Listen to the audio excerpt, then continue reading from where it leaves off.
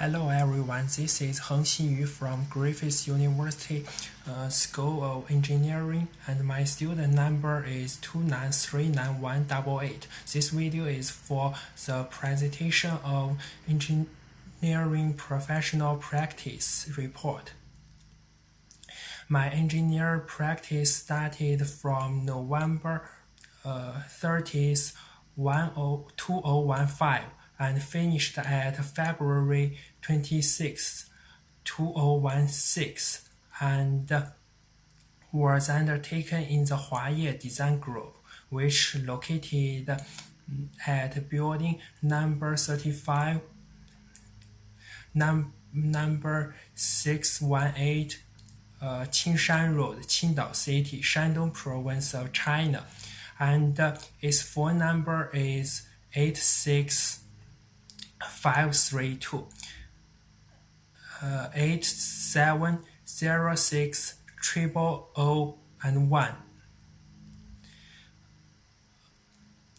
Huaye Design Group was founded in 1982, and now it has become a famous design company with comprehensive Grade A qualification in building engineering and qualification in both planning and landscape design.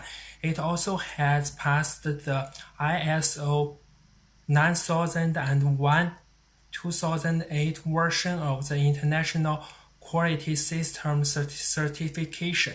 This design company consists of several departments like the Structural Design Group, Architecture Design Group, and Circuit and Pipeline Design Group.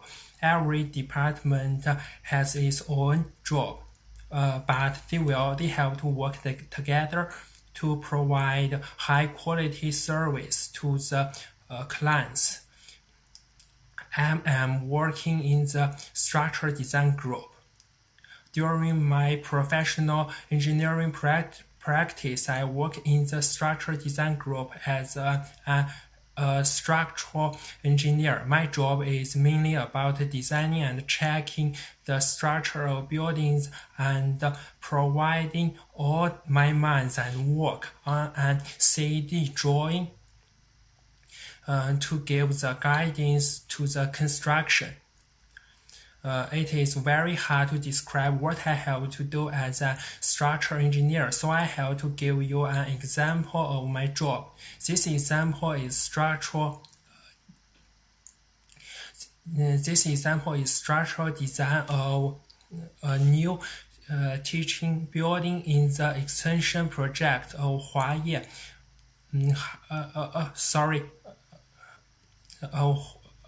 Of Hengxin High School. After getting the preliminary design from the Architecture Design Group and the Geotechnical Engineering report from the geotechnical engineers, we need to calculate the live load and the die load, wind load, and earthquake loads for each story. Then we need to apply this load on beams and then on columns and wall to find the beam, wall, and columns which are the worst cases.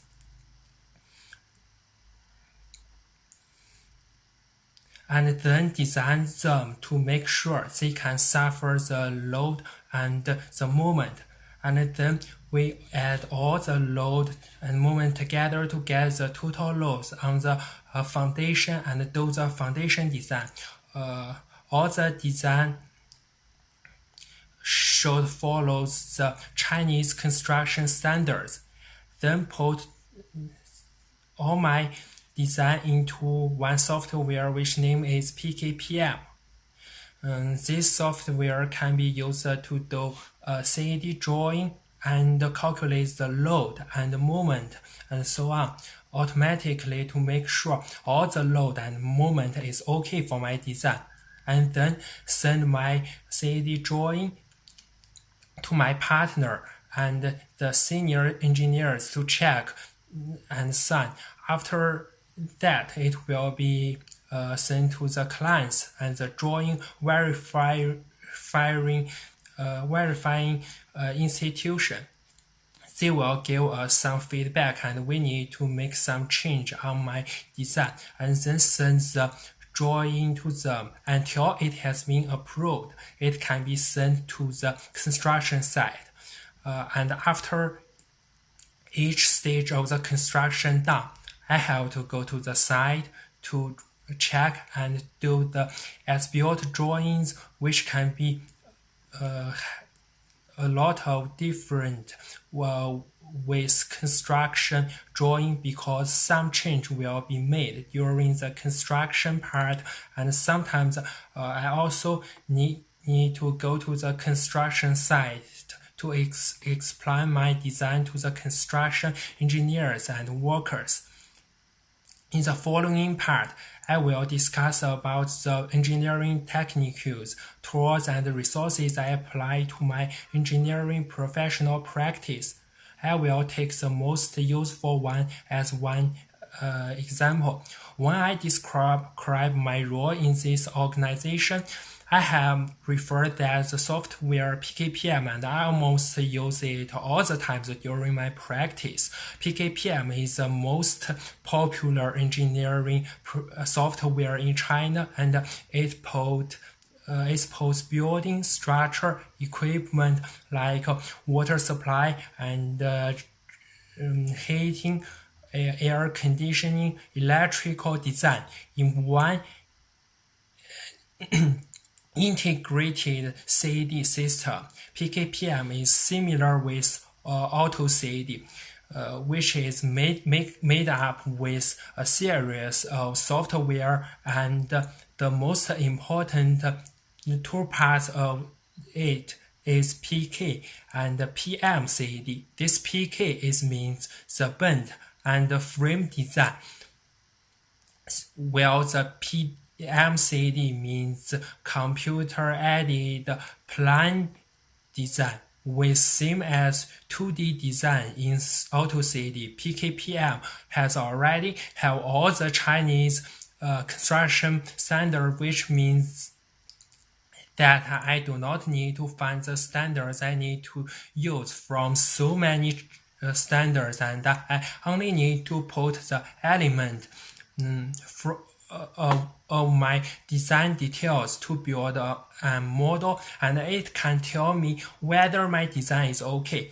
And also, before I design the wall, beam, and columns, I do not need to calculate the load moment for all of them. I just need to calculate a few of them, which is more likely to under the worst condition. The PKPM can give us a calculation book, which consists of all the calculation steps for each walls, beams, and columns according to my design. If I have to make some change to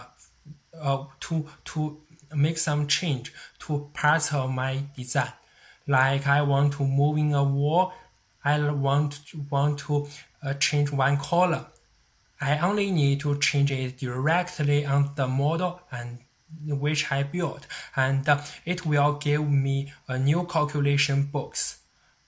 Because of this, the PKPM can save us a lot of time and reduce the possible error making, but unfortunately, it can make large errors on curved surface design, and we better use software which like CDRS to design one curved surface, just like the roof of the Sydney Opera House. For the final part of the presentation, I will discuss about established engineering methods to solve the complex engineering problem. I will also give an example, the method of extremely design. This method is very useful when we want to do the column and wall design of a building.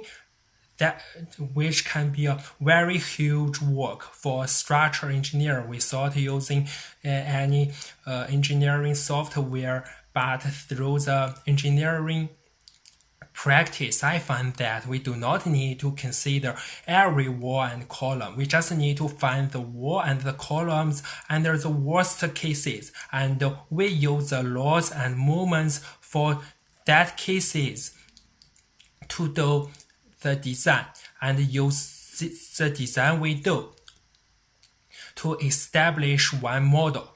And then through that model, it will give us a very effective way to solve this problem.